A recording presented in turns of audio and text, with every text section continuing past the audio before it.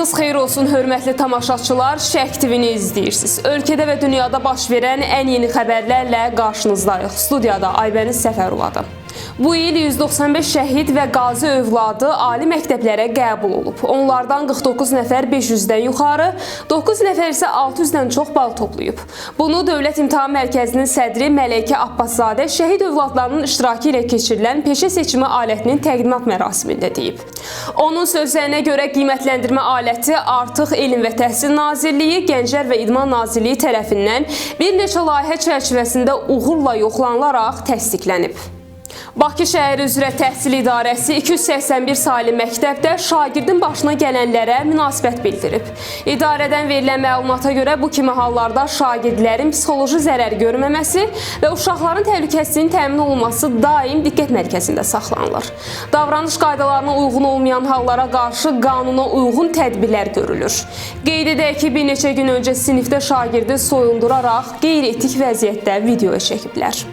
İsrailin baş naziri Benyamin Netanyahunun BMT Baş Assambleyasında çıxışı etirazla qarşılanıb. Belə ki, baş nazir kürsüyə qalxanda bir çox nümayəndə heyəti zalı tərk edib.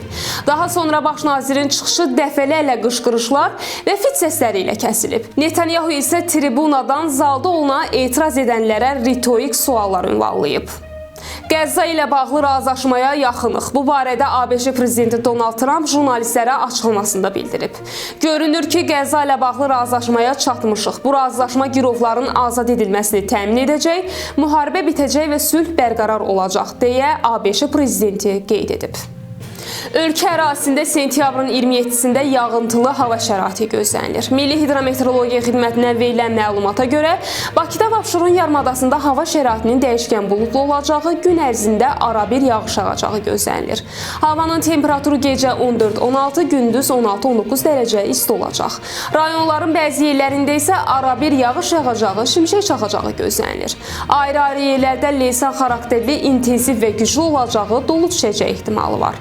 Havanın temperaturu gecə 12-16, gündüz 18-23 dərəcə isti olacaq. Bugünə çatdıracaqlarımız bu qədər. Ən son xəbərləri Şərq TV-dən izləməyə davam edin. Diqqətiniz üçün minnətdarıq.